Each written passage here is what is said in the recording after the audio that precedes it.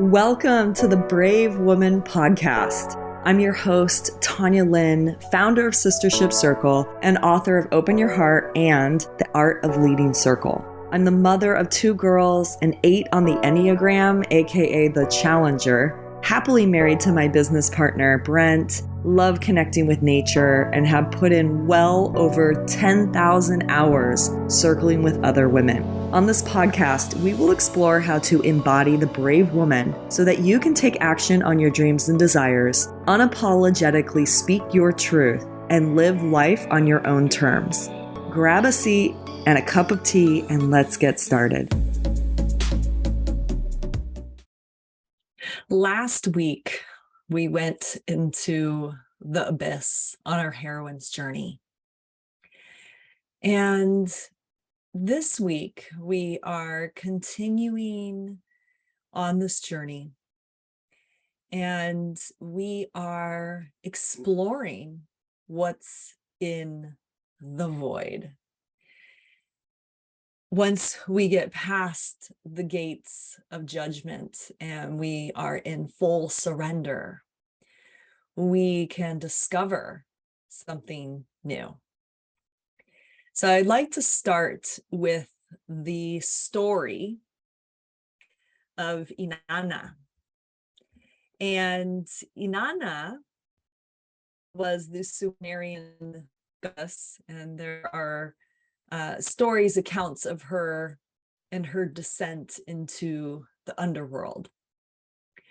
And it is on this descent, on her heroine's journey, that she passes these gates, and she is stripped at each gate, these 7 gates. She is stripped of her adornment, and she gets down to the bottom, down to the underworld, to the void, to the darkness, and she meets her sister. And there it is with her sister that she is confronted, and her sister kills her, hangs her on a hook like a piece of raw meat, and leaves her there. And then she eventually ascends. But this part of the journey obviously isn't all that pleasant, but it's a really important part for us to look at. And to hang out in the void, to hang out in the darkness, we could call this the fertile void. We could think of going under the ground, and where it is moist and dark. And when we plant a seed in the ground, what happens? Well, something starts to happen, and it grows. So this is truly the start of the birth or rebirth process, is that from nothing comes something. And we don't give this enough attention.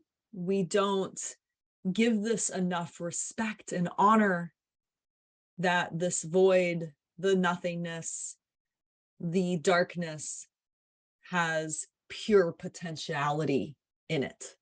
It's actually a very, very powerful place to be. But it's uncomfortable. It's unknown.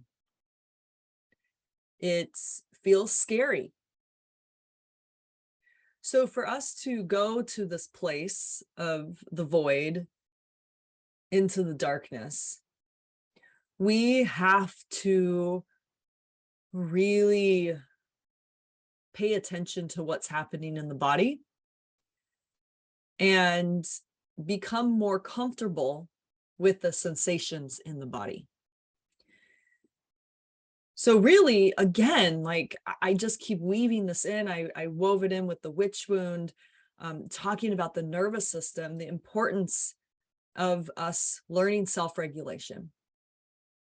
And with all that's happening in the world today, all the crazy making and the anxiety and I mean, it's so clear that this work of understanding the nervous system and regulating our own nervous systems and learning how to co-regulate is absolutely critical.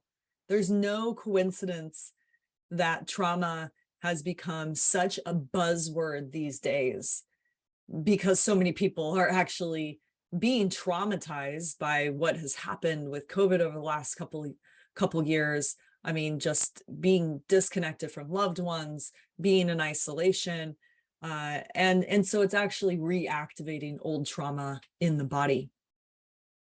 So when we actually sit with ourselves and we go within, it could be really, really uncomfortable. I was just on a call with someone who I had her actually slow down the motion of where she felt like the world was closing in on her. And with that motion, she started to feel the catch in her breath. She felt the contraction. She felt that she couldn't breathe. She felt like she was being suffocated, essentially. Smothered was the word that she used.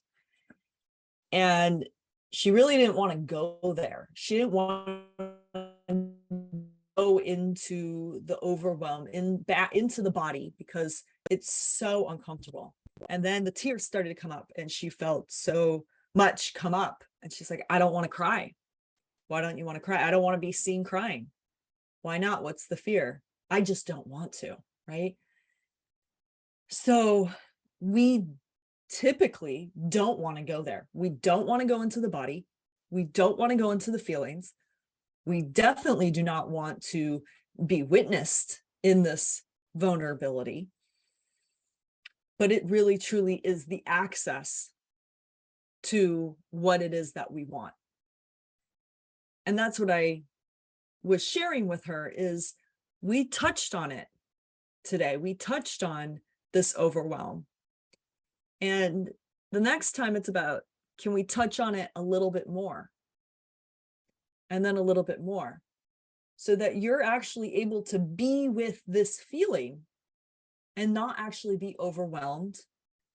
And then start to separate out the meaning of pressure and the meanings of shame and embarrassment around being witnessed in this. And she said, yeah, I wasn't allowed to cry as a child. My dad wouldn't let me cry as a child. So of course, this is uncomfortable to be witnessed. It doesn't feel safe. It doesn't feel safe to go into the body because it's so painful. And that is our fear of going into the void. That is our fear of going into the underground. Because what are we afraid of? That our sister's going to kill us, like Inanna. That we're going to literally be hung up on a hook like a piece of meat, left to rot and die. Those skeletons in the closet, we don't really want to face. And we are truly afraid of our own death. I talked about this in the last episode, so I'm not going to go into that right now. But here's the thing. Here's the good news. In the mystery of the unknown, of the darkness of the void, you meet the goddess. So in Inanna's case, she did meet a goddess. Her sister was a goddess. She was a dark goddess, but she was a goddess. So there's many facets of the goddess. There's many faces of the goddess. We know of so many different goddesses, and we can actually call these archetypes, these various aspects of our subconscious, these parts that we can play, these facets of ourselves. So when we go into the void, we meet the goddess there. That's where she lives. She's in the mystery. She is the mystery. And so the question becomes, are you ready to receive her support? Are you ready to receive the goddess's support. What does that mean? Because part of our fear of going into the void and into the dark is that we will dissolve into nothing and that we will be all alone. And we forget that we are never alone, that we are connected to the goddess. We have forgotten her, and that's on purpose. There is a brilliant book called When what was it? When God Was a Woman. There's a brilliant book there talking about the goddess culture and how it was essentially wiped out. And there are many goddesses that are still revered today. And what we're seeing is this revival, the goddess making her comeback. And it's beautiful. And women are waking up to the fact that, yeah, there is a goddess and she's here to support me. So the thing here for us to understand, and what's so brilliant about this story, is that this goddess that Inanna met was her sister. And believe it or not, she was there to support her.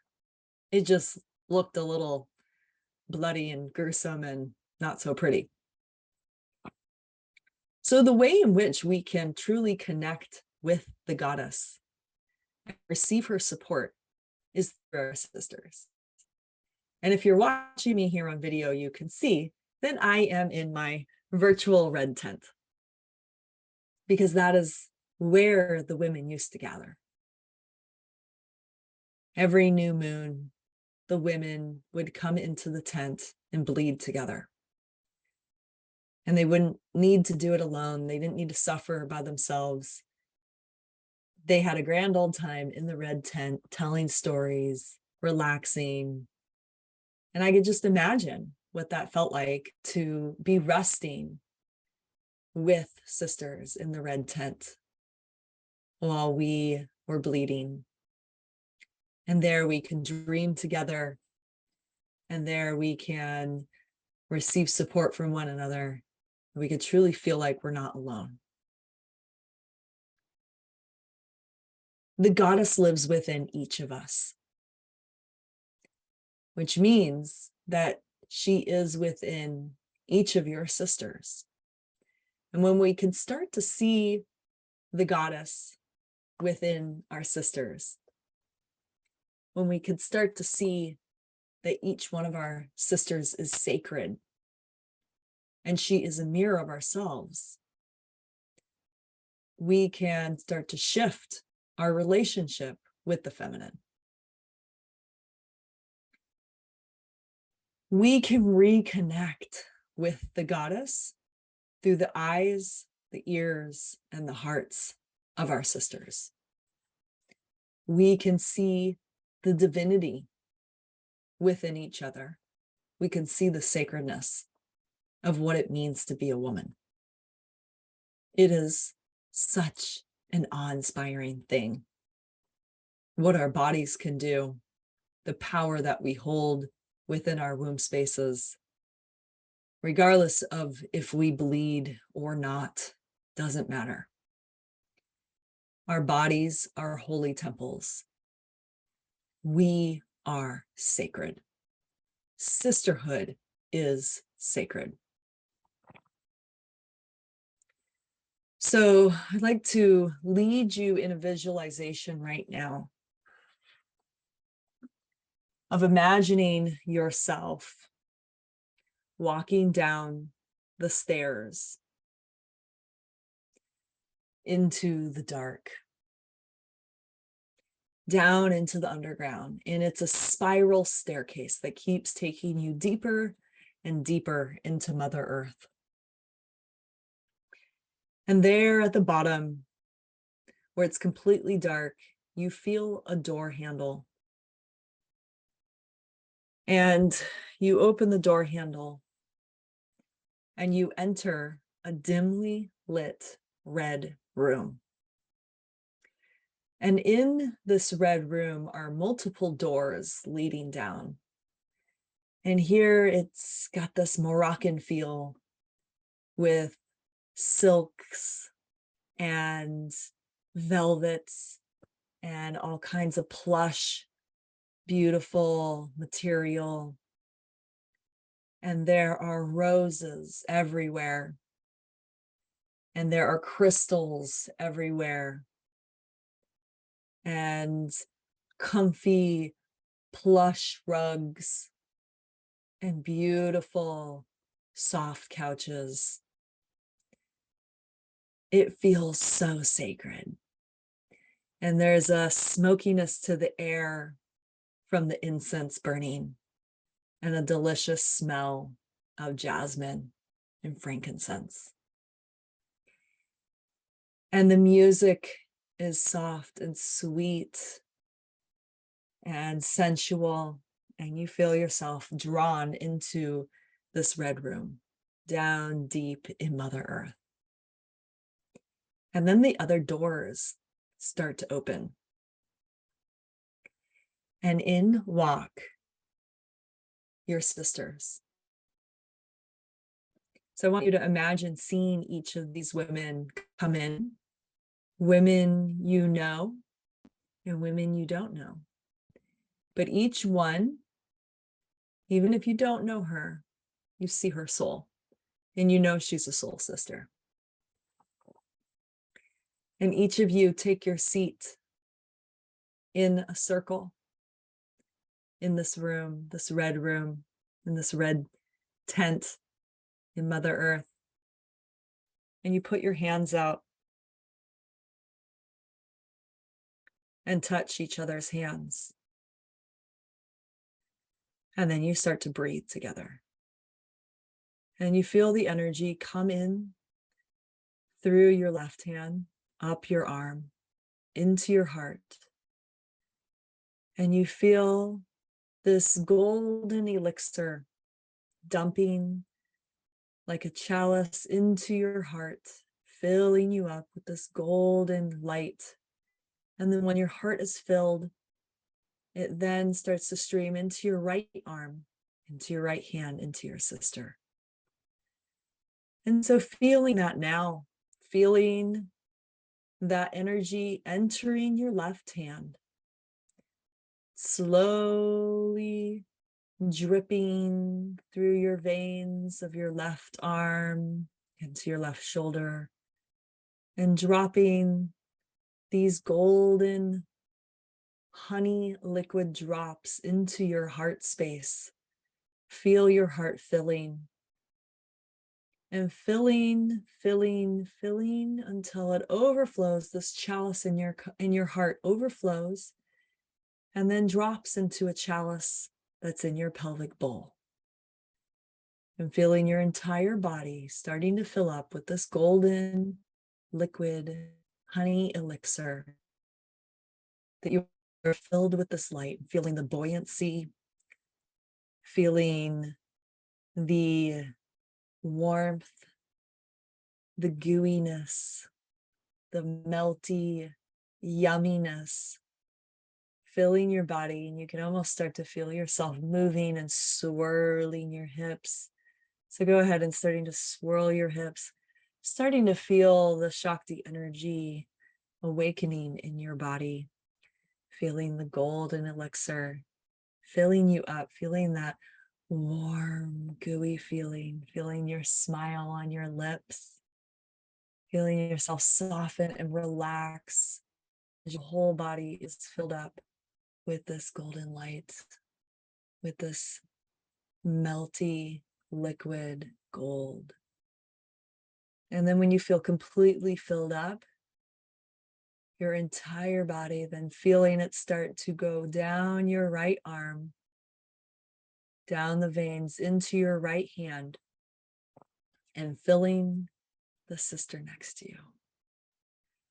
And paying attention to the energy that you're feeling in your right hand as it's starting to enter her heart and starting to enter her pelvic bowl, and starting to feel her whole nervous system relaxing,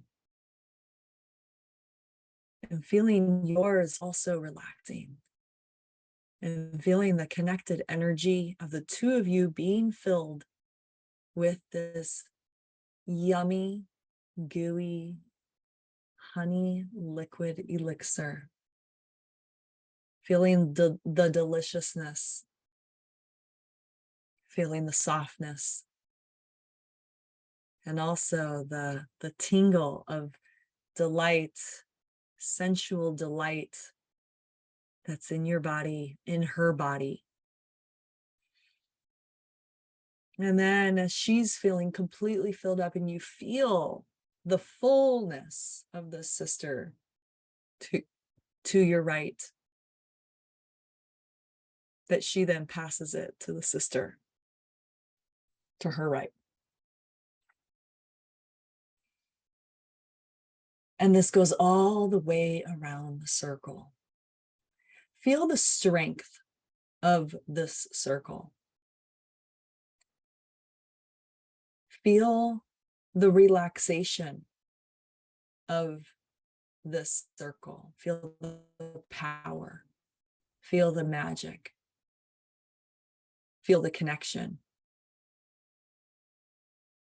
Feel the goddess energy. Feel the sense of life being given. The filling up, the giving and receiving. This is what becomes possible when we surrender to the mystery. Feel that. Feel what happens when we let go and we trust in the mystery of the void. Feel the possibilities begin to arise. Feel the life, the vibrant life in your body. That sense, the tingly sense of becoming alive, of feeling the blood rushing in your veins, feeling the skin, the sensual touch of the skin, the strength of the bones. And this water that you are made of, 80% water. And the magic that happens when we all let go and trust in the void. We trust in the circle. How do you feel? Do you feel expanded? Do you feel delicious? Do you feel powerful?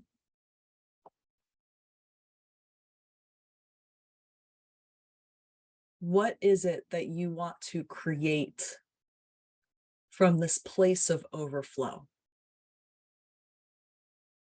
This is a really important question.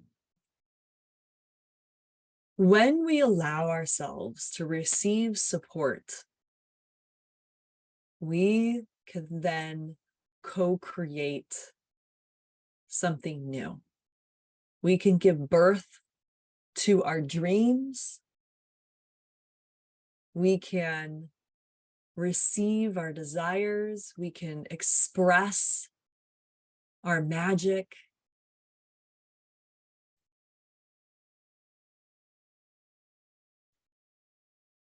And we block ourselves from receiving this support. And yet it feels so good. When we truly allow ourselves to receive, we are filled up and we are abundant. What is it that blocks us from receiving support? Number one, we feel like a burden. If I receive her support, then she may be left with nothing. she may be empty as a result of giving to me.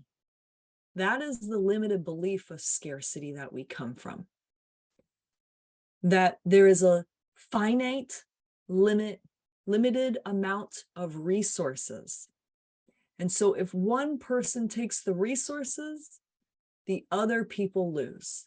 It's a win-lose situation. So we feel like we are a burden if we receive from others because it will take from them. But the energy of giving and receiving is cyclical, as we saw. We all got filled up in the circle, and it just keeps going. It just keeps going in a circle. That liquid just continues to flow. That energy continues to cycle. So when I receive, I'm actually giving to the person who's giving, and they are receiving. Can you see this? Every time that I give, I am receiving from the person who's receiving as well, as she's giving back. We are opening the channel. Receiving support is coming from abundance, not scarcity. You are not a burden when you open your heart to receive support. Number 2, we are afraid of receiving support because we have been taught that vulnerability is a weakness. If I let them know that I need support, what are they going to think of me? That I'm weak? If I don't have money, what are they going to think of me?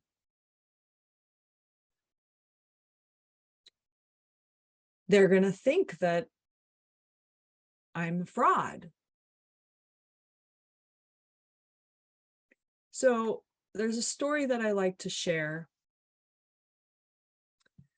around money. And it was when I was publishing my book, and I didn't have the money to buy my books.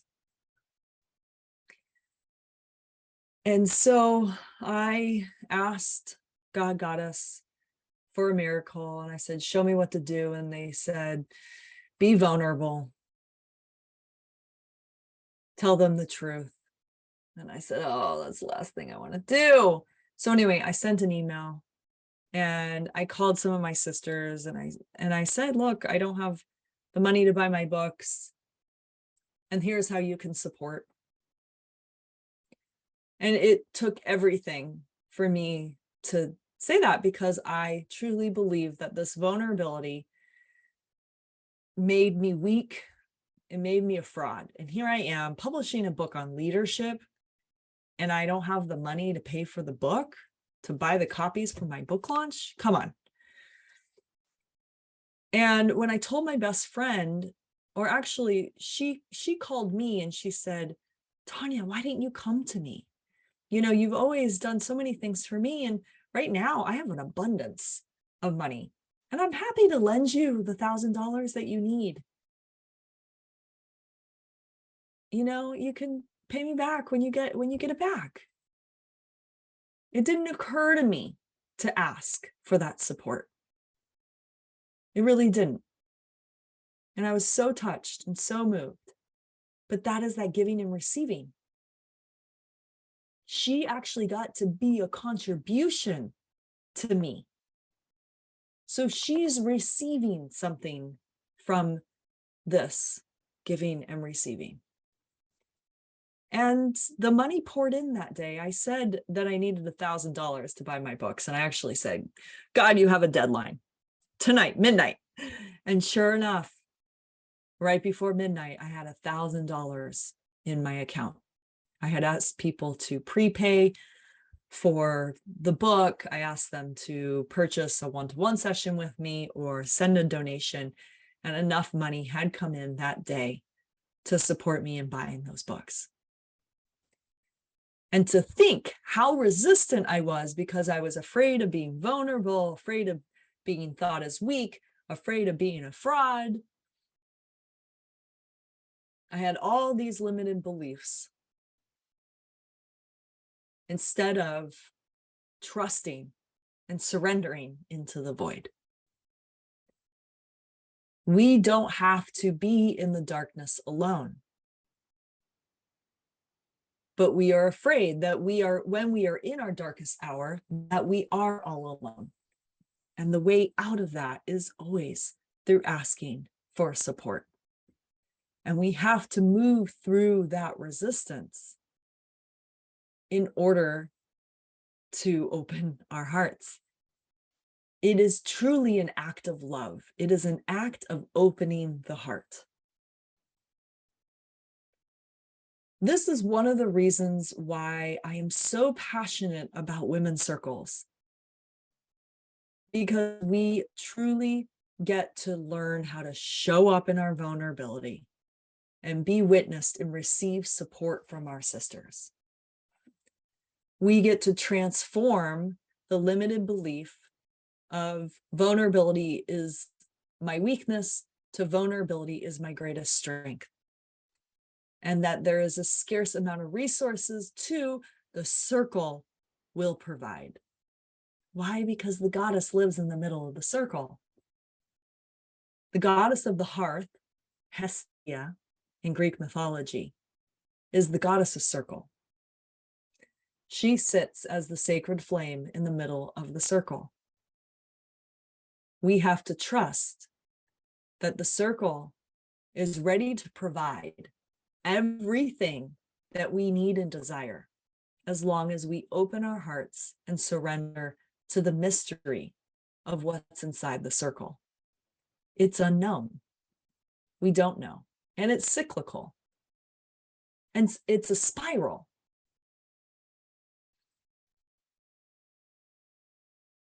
So Starhawk says that the goddess is the world. Think about that for a minute. The goddess is the world. The goddess is the Great Mother. The goddess is Shakti energy. She is everywhere. She is within me. She is within you. She is in every sacred living thing on this planet.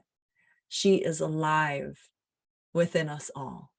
She is alive on and within this earth plane that we sit upon. When we start to see that the goddesses of the world, she is the world, and we start to see her within our circles, or in our circles of women, and we see her in the faces of our sisters, we start to see the power of the collective sisterhood. It's as if all these facets of the goddess are all rising. This is this divine feminine rising. And we are all lifting each other up. We are all these various facets. We are the full range of feminine power together, united.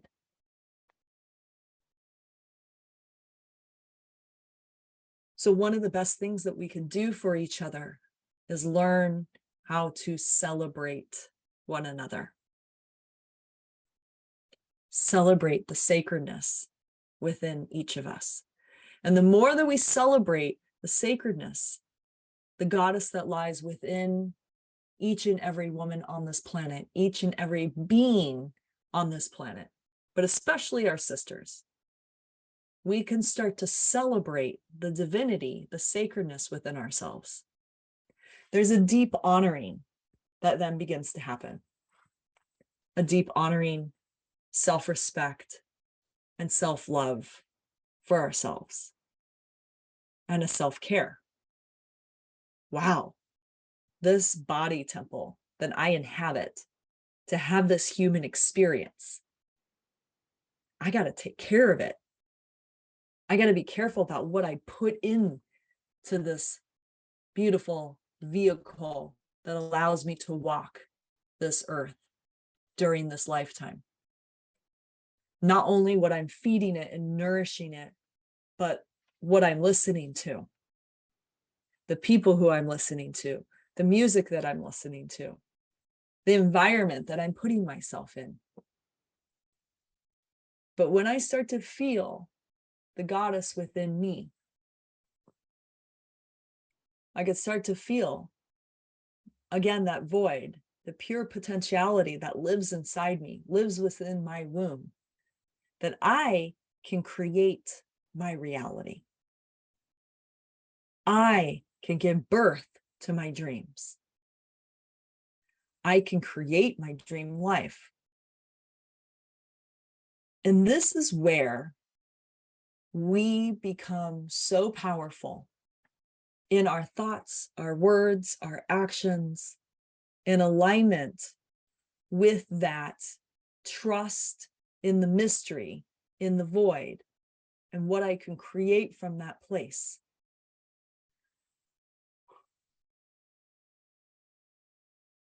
This world is simply a mirror of what's going on in here. So when I'm starting to see my sisters as sacred, we start to dissolve the sister wound. We start to dissolve the mother wound, the wounded feminine. We start to dissolve all of that as we come into this celebration of the goddess, celebration of our sacredness, celebration of life itself. We start to see the world from a new lens. This vibrant hue then emerges. We start to see the connection of all living things. Essentially, we start to see the mycelium network that connects all of us, the nervous system of the earth. And this is transitioning into talking about mushrooms, psilocybin, ayahuasca, and some of these beautiful plants that allow us to penetrate these altered consciousnesses, these different realities, to start to see what else is possible. But again, when we use this medicine, we enter the void. We surrender into the mystery because we have no idea what's on the other end. This is why this is so healing. And right now there's a brilliant series on Netflix, the Change Your Mind series by Michael Pollan. And I might be saying the name of that wrong, but we'll link it in the show notes. The healing that happens in one session of a patient using psilocybin, that their entire life changes. There is a trust in the void and the receiving of support, not only from the people holding the container for that journey, but in the feminine medicine of the mushrooms or whatever medicine. But there's magic in that. And I bring this up because more and more women that I'm talking to are exploring these avenues of expanding consciousness and having these experiences where they're being called to go to Peru to do ayahuasca or come down to Costa Rica. I mean, there's so many different opportunities, or just locally. And this is about receiving that support from the goddess, that she's not just alive in our sisters, she's alive in the plants. And this loops us back to the witch. And we talked about the witch wound and the expression of our magic. But there's a reason why we feel called to work with plants, why we are called to connect with the earth, because there is so much magic all around us, so much power that these plants hold, so much that we can learn from them. And so by healing these blockages that keep us disconnected from the feminine magic, and we start to turn that on, we are truly creating a whole new world. And this gets me so excited.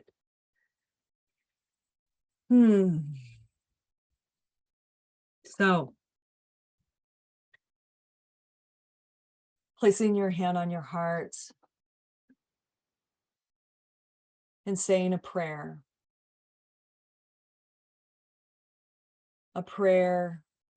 for the goddess to continue to rise and be felt by every woman on this planet.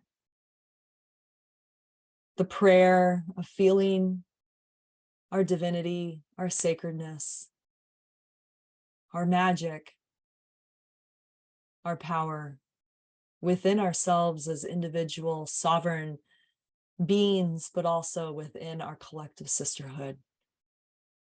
May we continue to expand that golden light, that golden elixir. May we continue to have our hearts be open and surrendered to the mystery, to trust in the unknown, to continue to follow the guidance.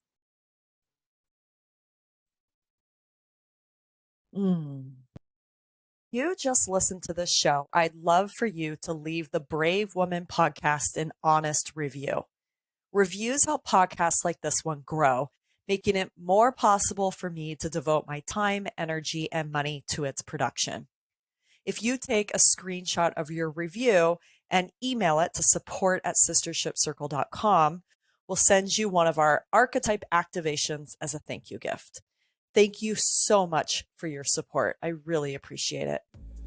Up next, we've been talking a lot about the feminine, and now it's time to bring in the masculine. In the next episode, we're talking about the father wound and the disconnection with the divine masculine within ourselves.